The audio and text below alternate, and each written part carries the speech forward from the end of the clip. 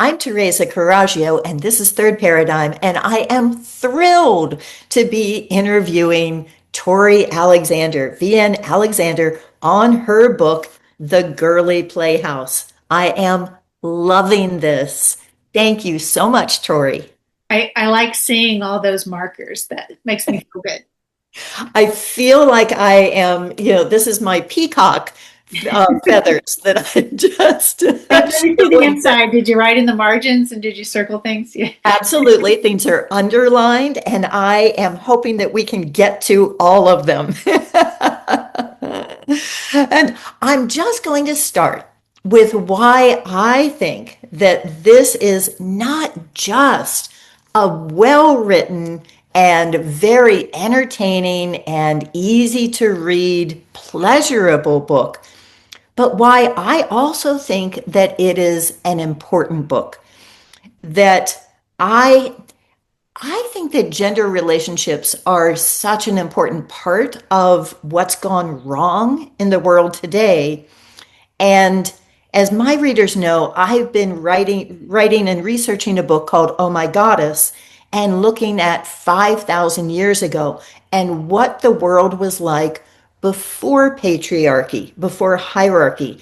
So I find that this is an analogy for where things have gone wrong. And I can't wait to get into that. And Teresa, I wrote that book 30 years ago when things were not as bad in terms of the gender relations as they are now. And also that saying gender is kind of a difficult, dangerous thing to say right now because people may associate it with all the weird stuff and the bizarre ways that we have this gender identity and gender theory and stuff like that. It's completely off the charts now. We were just 30 years ago, I was talking about some of the perceived roles of men and women in society as they were at that time. And I also thank you for saying that this is an important book. I feel like in a way it's almost frivolous to talk about love, sexuality, gender issues these days because you and I usually talk about much more serious things like monetary theory and the terrible political situation now. Um, so thank you. I mean, 30 years ago, I had the luxury to write to be concerned with art and language and style and language and telling stories using language and it just seems like we just don't have the luxury to do that anymore. All our writing has to be about the very serious topics that are affecting the world today. We're on the verge of World War III. We're probably two steps into it already. So anyway, thank you. Thank you for saying it's an important book. Yeah, no, I don't believe that it is frivolous at all because everything depends on the most intimate of relationships between men and women. And this goes into really a great depth of how that relationship works and and what it is that we can expect from each other and how we behave ourselves in the world and what's available to us. So let me get more into that after you tell me. Can you describe the book? Can you describe the plot for me, for readers? Well, first of all, I have to make a qualification that the plot says nothing at all about the book. It doesn't give you a very good idea about the book because the book is all about the stylized description of the interiority of the characters. And so it's a literary fiction. But the plot I got from a New York Post headline that said, "Man wins $7 million in the lottery and spends it on seven strippers."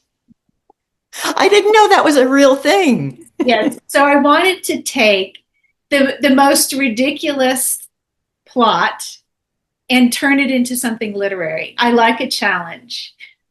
Mhm. Yeah. So, and it tells the story of what really happened to these people, the lottery winner and the strippers, and make humanizes them. One of the most important themes of the novel is the disconnect between the public rendition, the tabloid story, and what those people think of themselves and how they view their own lives. And also the I wanted to idealize the cabaret world where the strippers work. I should just say dancers because they never refer to themselves as strippers or those names. Just they're dancers.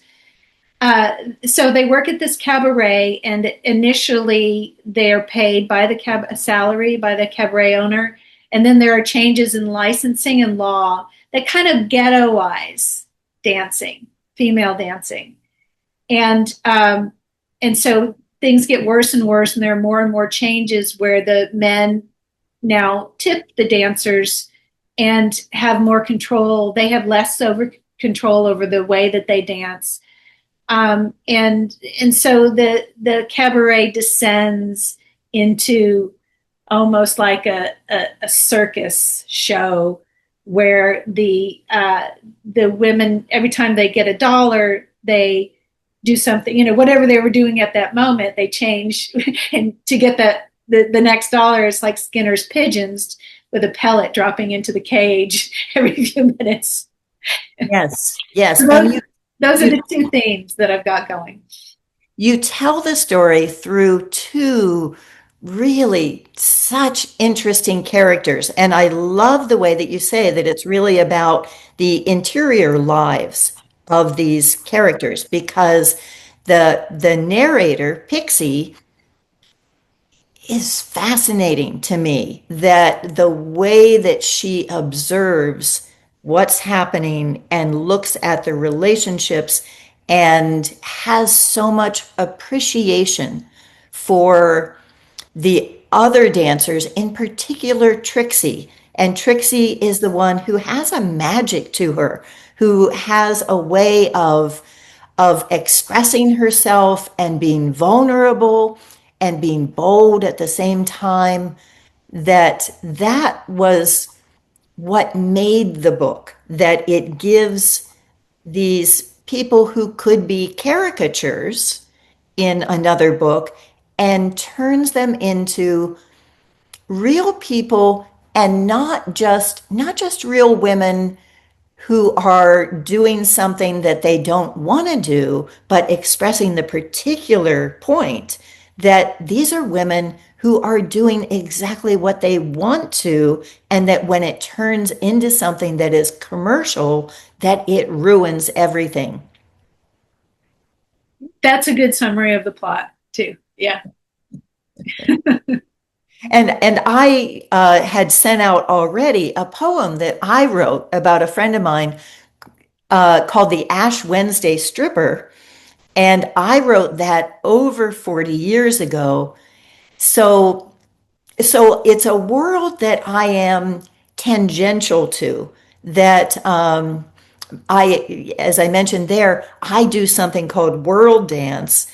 And I think world dance is the kind of class where strippers would come to learn their moves. That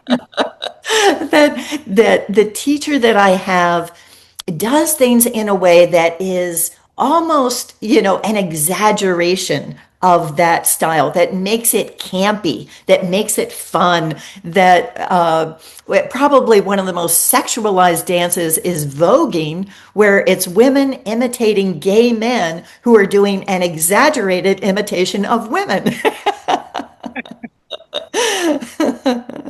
So I know a lot of people who are part of that, but it also gives a venue for women taking power from their own sexuality, is the way that I phrased it.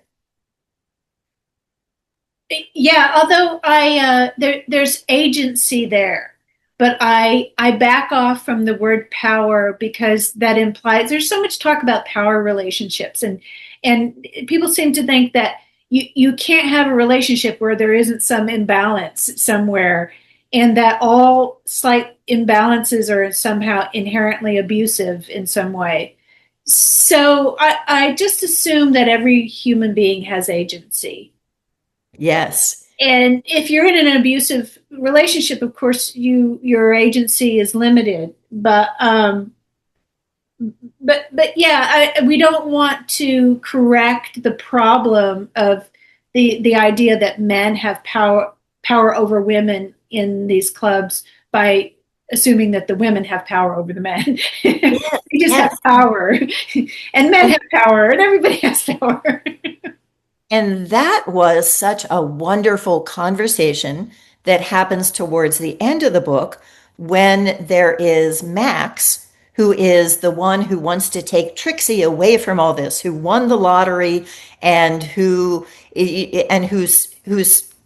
trying to say to her, "You don't have to dance anymore." And Trixie is saying, "But wait, I didn't have to dance before." So Pixie has this conversation with him where he's trying to make it about power and having power over men. And what she's saying is it was never about that.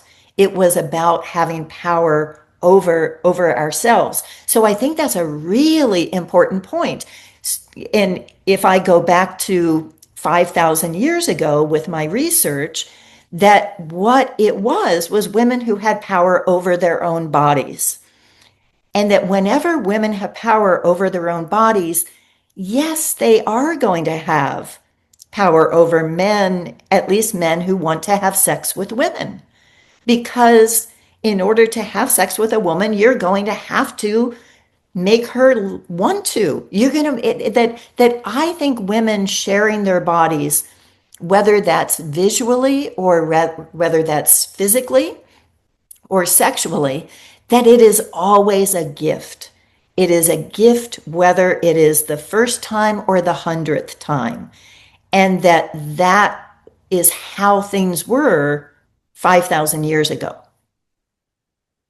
Yeah, I think the word gift is really important here because a gift is nothing is expected in return if it truly is a gift.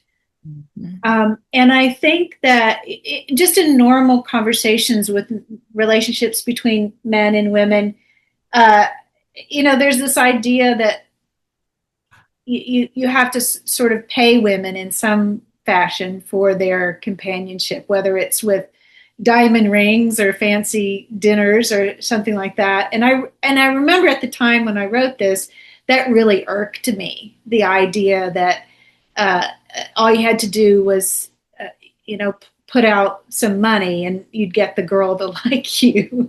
Of course, she might accept the gifts, but she might not like you. So be careful with that. Um, and then there's also the problematic situation with that occurred through Puritanism and various the oppression of women's sexuality as being amoral, mainly because women got pregnant and it was obvious who was engaging in unmarried sex. As a student of literature, I remember being horrified when I read Canterbury Tales. In the medieval times, there was a story of a woman who was raped and she did the right thing. She threw herself out of a tower window and committed suicide because it's so humiliating. She was dishonored. And I remember as a young woman thinking, no, he dishonored himself, the rapist. It has nothing to do with her at all. So those were changing views of women's roles in society and the morality for women that I noticed as a young person, and just what is the right way to think of women's sexuality. I started exploring those issues, and I still don't know. I think it's really complicated because we have all sorts of physical, hormonal things going on due to our evolutionary history. And I've come to think of the cabaret dancing as kind of a mating dance that you just women are compelled to behave this way and they don't really understand what they're doing with the pheromones and stuff. Right, yes. And I thought that was an important distinction in that in the Girlie Playhouse, it turns into this mating ritual. It's like, okay, well, you were auditioning, but now you got the prize. You got that, that both Trixie and Pixie both have the guy who's interested. One won the lottery and the other one is a good cook, So you have this idea of, well, now I'm going to buy the cow, so now I will get the milk for free. And I don't want you not only not giving the milk away elsewhere, but I also don't want men looking at you. So there is this sense of possession that changes everything. And what I felt in reading other quotes was that it was talking about appreciation without possession. That Pixie, when she wakes up in the morning, will dance nude in her own home in the woods, and that you talk about the crow watching her, and she says, any pair of eyes will do. And I love that because it wasn't dancing as if no one is watching. It's actually dancing as if everyone is watching and appreciating without that need for possession. Yeah, that is it's a complicated issue because the audience matters in significantly in some sense, and in another sense they don't matter at all. Right. And Yes. it's a paradox that I don't want to resolve at all. And you referred to a passage in there where Trixie realizes when she falls in love with Max and gets together with Max that she had been, she says, performing, or Pixie says she's been performing this mating dance, and she didn't realize her effect. Mm. And once Max wins her, then she realized, oh, that's what I was doing. I was attracting this mate. I didn't realize I was just doing what I do. But back to that, it seemed like if Trixie was really just in it for the mating ritual, that then after she gets Max, as he thinks, well, now you can stop dancing because it's worked. And what Trixie is saying is, no, this is something that I do want to continue doing. And even the book stops at a certain level. It stops at the level of women should still be able to express their sexuality and their through dance to express themselves. And as an aside, it's an interesting thing that we call it exotic dancers when they're nude, because isn't nude kind of the least exotic thing? It's the most common thing to everyone. So it seems like that it's not just the being able to have that expression and have other men appreciate it, but even taking it to the next level, that you talk about anthropology and looking at that, and that anthropology comes back with this idea that men are naturally polygamous and women are naturally monogamous. And I think it's actually reversed. Pixie brings that up because she's read something in a magazine when she was waiting for the doctor or something like that. And she says this is probably the kinds of magazines that Max's wife reads because she's indulgent, progressive person and understanding or whatever. And Pixie doesn't believe that either. She doesn't feel that there's that difference. She thinks so. There's this sort of understanding that men are always the one who appreciate sexual activity more than women, and women have to be paid for it. Yeah, and that's kind of bad. That's kind of a bad negative way to look at it. And I wanted to say something too about the possession, that word, that's ownership. Of course, that it has to be not possession of one or the other, but a relationship is formed. And so what's going on here is there, I think, not to bring too much anthropology in it, or biology or evolution. And now I work in evolutionary theory, and I didn't back then, but maybe I saw the need at that point to study it. You have this drive for the mating dance, and then you also have this drive for monogamy that I think are very, very strong and serious human drives. It's sort of what has defined our human species. Um, and it's hard to balance those different drives. The mating dance does lead to the potentiality for a monogamous relationship, but where do you cut it off? Yeah. What I'm finding is that that actually is not true. That we've been told that the natural way of things is that men and women live together and raise families together. But if you go back 5,000 years, that wasn't the case because women were not dependent on men in order to raise their children. That the temples themselves were the place where sex happened and the women chose. And it was the temple grounds, it was in broad daylight.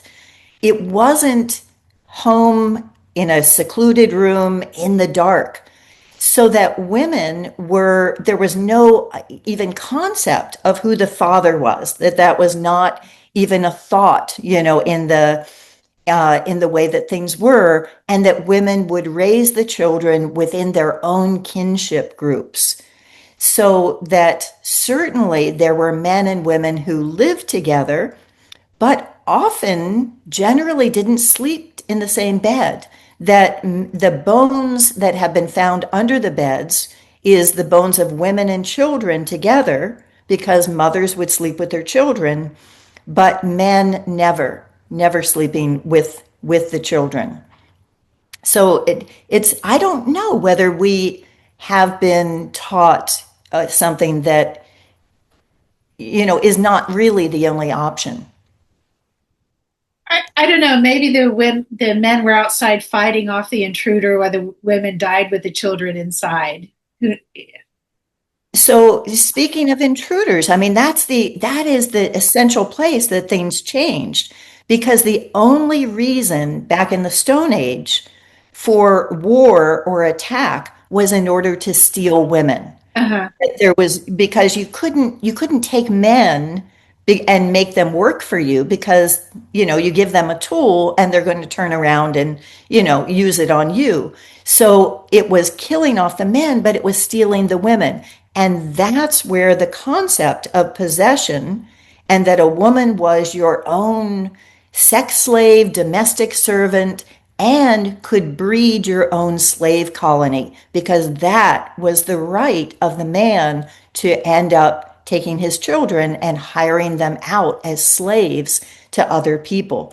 So I think things have not worked out very well for the men in terms of this idea that women have to be dependent on them in order to raise a family.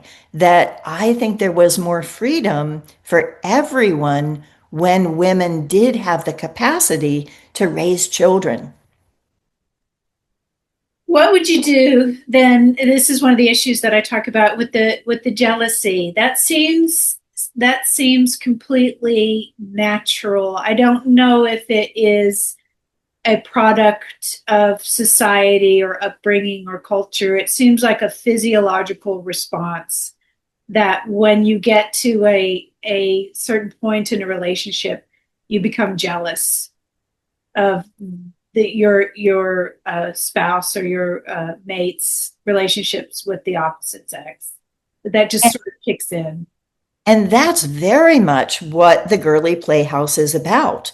Because at a point where Max is having sex with Trixie and is paying for her, he at that point is jealous that even the partner of Pixie, or not the partner, but um, the bouncer, who she is attracted to, he changes and starts becoming jealous.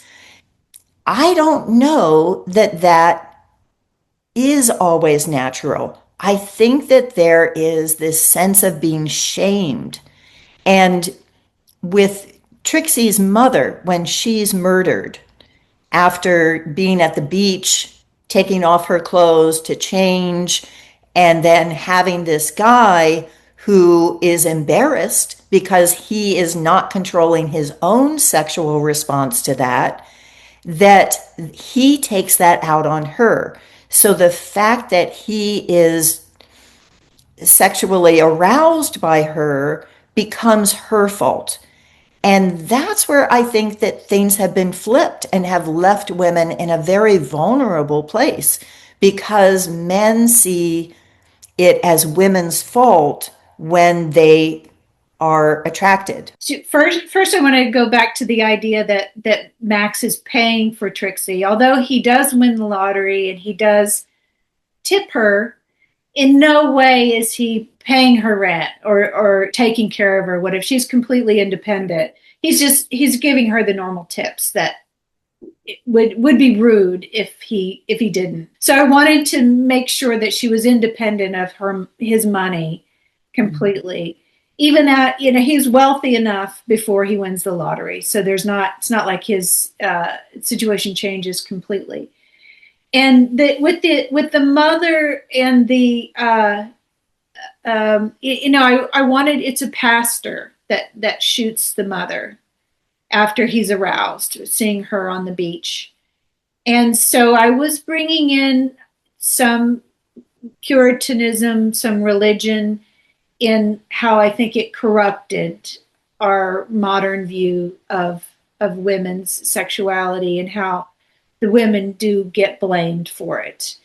And at the time, too, when I wrote this, there's a group called the Guardian Angels. It's a conservative political group that was protesting strip clubs in New York City at the time. And so in my book, it's the Gideon Angels, associating the Gideon. And recently, Curtis Sliwa, who founded the Guardian Angels, ran for mayor in New York. And so he's a radio personality. And so he's in the news again now, 30 years later. If it's looking at the appreciation without possession, if there's not that expectation, then I think it changes things. And when you say, oh, what do you do with jealousy? I'm not really talking about how things should be. Yeah. I'm just saying that we shouldn't assume that this is how things always were. That there's one of my episodes is called Sex and Power, Battle of the Daves. And I compare, I think his name is David Buss, with the theories of David Graeber. And David Buss looks at why women, or why men who are significantly older like younger women, and goes into all this detail about fertility and things. And I'm thinking, how can you make a career out of that when it's pretty obvious? The real question is, why do young women get together with much older guys? That's what you need to answer by looking at money and how money has changed the relationships, and that it's not transactional, that men that I know actually think that transactional relationships would be much simpler because they're looking at marriage or a woman getting pregnant as being almost high stakes prostitution, that then women are looking for how can I raise a baby? How can I have the freedom to have a child and not have to be working and having some other people who are then taking care of the child that I just had? The idea natural selection is what is controlling human behavior, in that men are selecting for the most fertile mate. we're now that I'm an evolutionary theorist, I have a few things to say about that. And just to mention very briefly, natural selection is not the only mechanism that provides a direction to evolution. There are other mechanisms at work that make things a lot more unpredictable and poetic and funny and a little bit weird. And yeah, and I kind of disagree with Darwin's notion of sexual selection too, that the reason why peacocks have the huge feathers is because women over time selected for that over and over again, and then they got bigger and bigger. There's one instance of the Irish elk. Supposedly, say it had these huge antlers that were so cumbersome that it couldn't go through the forest anymore, and it got stuck and it went extinct because the ladies just kept selecting for those huge antlers.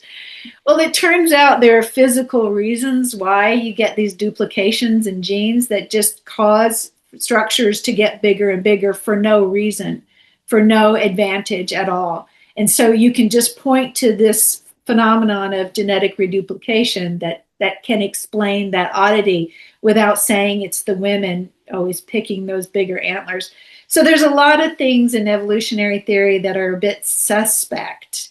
And I get really annoyed, and it's usually men in working in evolutionary theory that talk about these evolutionary drives which are determining our behavior. Or if this exists, it must be because of reproductive fitness. So, and I didn't know these things when I was writing that, but I still had a way of looking at those things and just thinking, this is comedy. This is a very superficial explanation for very complicated and nuanced human behavior.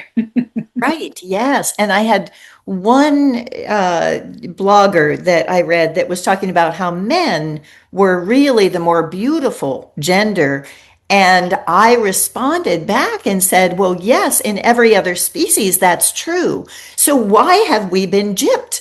Why is it that women in our species are the ones who are working at it, who are working at being attractive when as we've said, that for women to have sex with a man is a gift, and that typically it is the man or the male of the species that is working in order to attract that female and be the one who's chosen.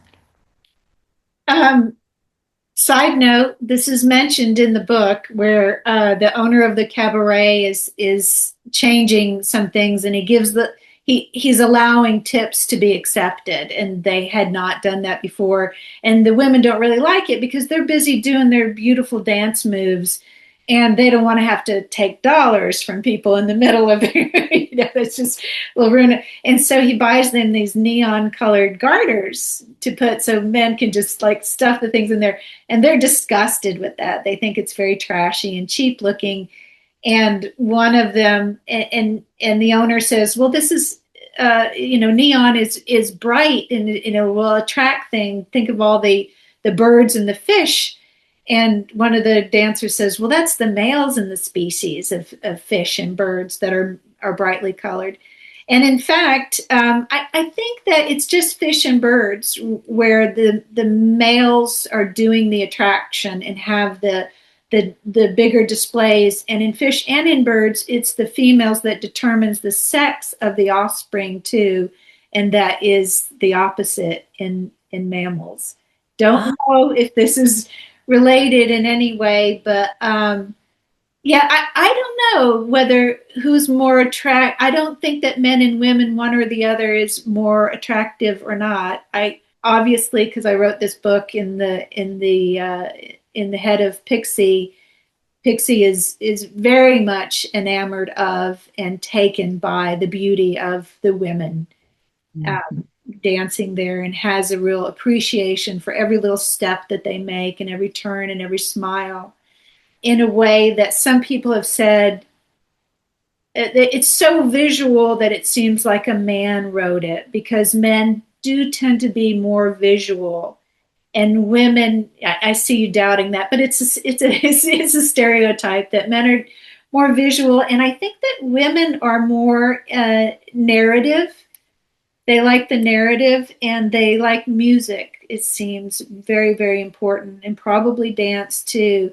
I will point out that there is a New York Times best-selling romance porn writer called Victoria Alexander, who I was often mistaken for her. And and she is sold in grocery stores. She writes these trashy romance soft porn, and it's not really even that soft. I dipped into, put in a search term and read it, and I was horrified and shocked. I did find that when I looked you up at one point. Yes. I know friends of mine have gone, yeah, I bought your book, The Perfect Mistress, and I no, that's not me. I wrote The Biologist Mistress, which is a term from teleology, and So that's why you go by VN I'm Alexander. trying to Yes, distinguish rather than myself from a porn yes. writer. Although, Very interesting. Well, I feel like you do such a nuanced job of showing these dynamics in a way that does not give any obvious conclusions, that leaves it to the reader to stay with it and to be puzzled by it and to keep going back to, okay, why didn't this work out? And I have to say that I found the ending very disturbing. I was disturbed by it for a long time. And it wasn't Trixie dying. Actually, to me, that was the mercy. It was what had happened to take away the thing that had given her joy. That was the ending that really bothered me, was that it got taken away from Trixie and from Pixie and from all of the dancers, the thing that had given them joy, what it was that was a form of expression where the dancer was on the stage, had a level of remove from the audience, who was an audience and not the customer, not the one who was judging. And that's another part that I feel really gets brought in, is that when the woman is giving this gift to the audience, it's different than when someone is paying for a particular transaction, something that they're getting out of it, and they're judging whether that's worth it. yeah, at the end, Pixie describes in detail the new situation where now they're literally buying tickets, and it's in the money is changing hands literally, and they don't have a stage anymore. They're on these little tiny portable stages, doing table dances, and so that makes everything much more complicated, uglier, and too intimate. And when you step into somebody's personal space, and it's not a true relationship, you're just strangers, that becomes very unnatural and very unsettling, I think, for both of them. But I'm glad that the ending disturbed you. There, it is a tragedy. This is the tragedy of Trixie for sure. And also there is a moment too where Pixie seems to think that Max backtracked a little bit and it would have been okay, but she didn't see that. And so there's also the irony of it didn't have to happen that way too. Yes, yes. And yeah, I'm sorry to have killed her off. We're not giving anything away, because we know at the beginning of the book that that's why she's writing. She's trying to retell the story of what happened to Trixie, and how and why she died. And so it's kind of a whodunit. Mm-hmm. It's kind of a Yes, whodunit. yes, yes. And the answer is more than just one person. It is this whole changeover that happens. And leading in from there, I loved your description of the beta males, that it is not just the alpha male who is that, again, going back to your evolutionary biology, that it is also looking at having those men who don't have the I need to own that, I need to possess that, I'm going to win, but the ones who are appreciative, who are part of this scene and used to it, and not being just a customer, but being the ones who can be a part of that. Uh, yeah, I think the line that you're talking about, Pixie is talking about the magazine article that she read in the doctor's office, and it was written by a man talking about the alpha males, and he was is assuming that all men are alpha males, and he thought he was one. He obviously thought he was one. And the beta males are the regular customers at the playhouse who have become friends with the girls, and there isn't that overly sexualized kind of relationship at all. They're just at this point they're like employees of the club. They just don't notice that the women are naked anymore. Yes. And it's very disturbing when that shifts, where it almost seems like an infection, where once it starts having that idea of, okay, I can possess you, that even the men who were comfortable in that environment start getting that idea of maybe I should be choosing you and you should be honored that I'm choosing Yeah, you. yeah, yeah. That does come in there, and that's disappointing and kind of icky. Yeah, Yeah. yeah, yeah. And there was another part that I just loved at the very beginning, where Pixie is talking about how being shy is that you need to understand the relationship with being shy, that it means that you often are working harder in order to put yourself out there. You can say this better than I can. I have the quote marked in my little peacock feathers, but Can I read that one? Because I think that you kind of need to get a sense of what the language of this book is like. Because you wouldn't expect if this were a memoir written by a stripper or something like that, the language would be totally different. So I'm I'm best when I'm naked without script, without anyone trying to tell me what to do. I have this in common with most playhouse dancers. For reasons that should be obvious, strippers have a lot in common. It takes a special kind of girl to do that kind of thing, you know? So I'm sympathetic to the plight of my peers, attuned to their feelings, wants, fears, and so on. Even if such things don't come up in discussion per se, shyness is a pretty common affliction. I have a terrible time making friends. Most of the time, I sit around watching other people going on about their lives. This, however, makes me a pretty good reporter. Lucky for you. Being shy, in case you don't understand this condition, doesn't prevent one from being brave. The more shy the girl, the more courageous are her acts. Being timid and apprehensive has made me find other avenues of expression. I think I've found the one that requires more courage and is, in the end, most effective. I love that observation. I think it goes through so many things that I've always thought introverts and extroverts are not really different sides of the spectrum. That to be an introvert, you have to really think about how to be with other people and how to converse, and that I see Pixie in here as making that transition in many different ways, and I love her awkwardness with that. So that concept that it was her being brave to be doing this and these courageous acts, I found very compelling. Guess who I had in mind when I wrote that? Michael Jackson. He was so painfully shy in interviews. And then when he got up and started dancing, oh my God. Hmm. I can't remember the name of the song, but there's this one video. It doesn't have, it's not a song, it's more of a performance where he jumps up on top of an old car and he smashes the car.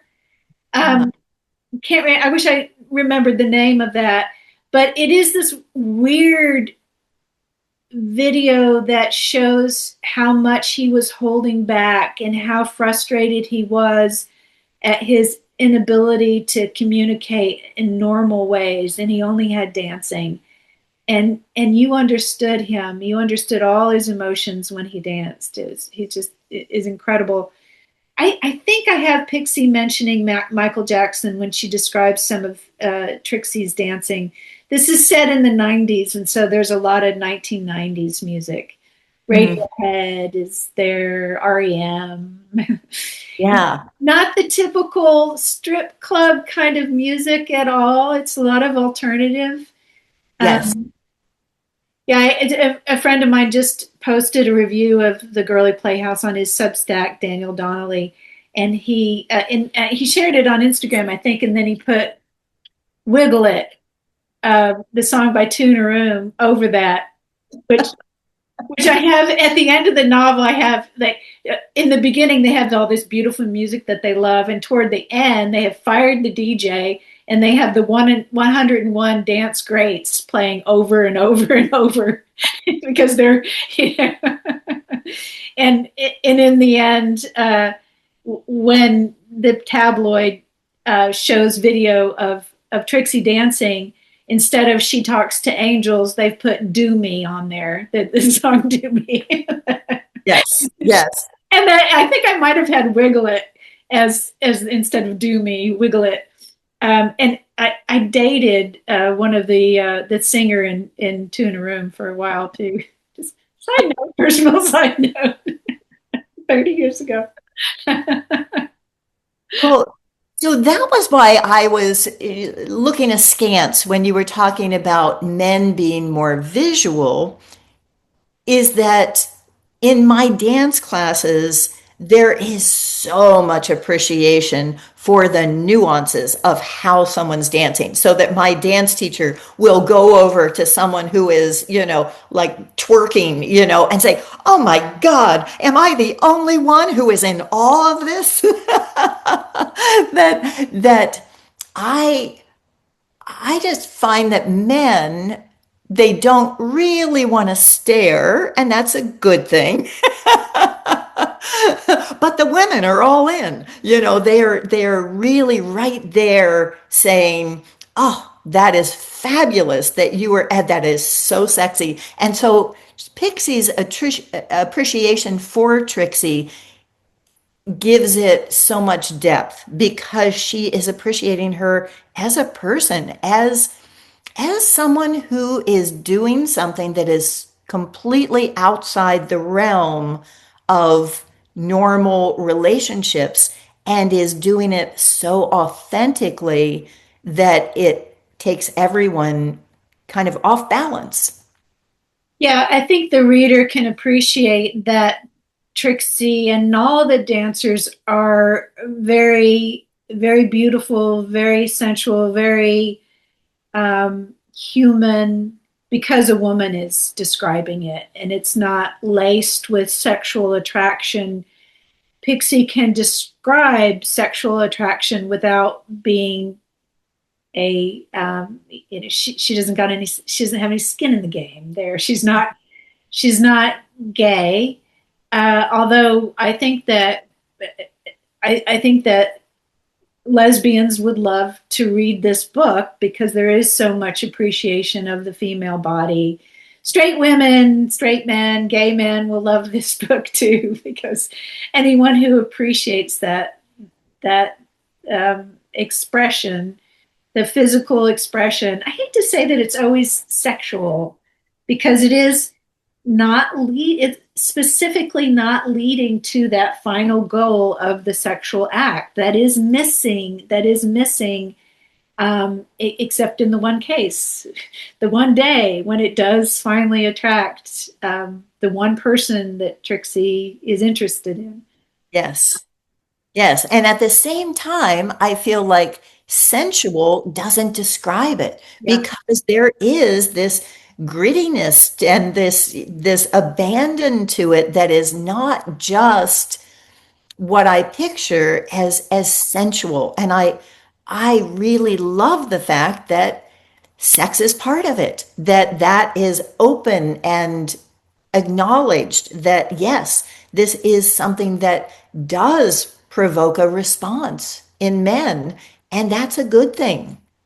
A pixie goes back and forth between describing everything as sensuality and beauty and everything, and then every once in a while she'll go, screw that, never mind. I'll just admit it right now.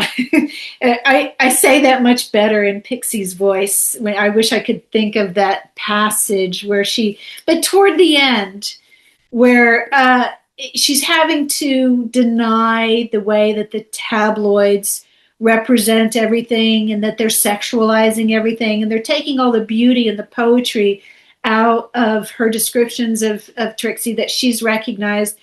And she just gets tired of having to say that. And she just says, all right, maybe you're right. There's a passage that maybe I can find it. It's I was tired. Trixie was heading back to the playhouse. Why? Because despite its recent degradation, it was still the best place for Trixie to do what she did. Maybe it was even better now, I reflected. After all, she liked that kind of thing. As that newscaster had so correctly, if not elegantly, put it day one, she liked it. She could easily imagine what they were thinking, the hundreds, no, I'm sure it's thousands by now, of pondering, impatient men who knew her frequently, habitually, intimately, if from afar, 18 inches or less, who knew that her areolae were exactly the same shade of faded brick as her lips, and could recognize her in the dark by the sesame seed smell of her flesh. That is, she could easily imagine if she had cared, for she was too busy thinking her own thoughts. She liked that kind of thing.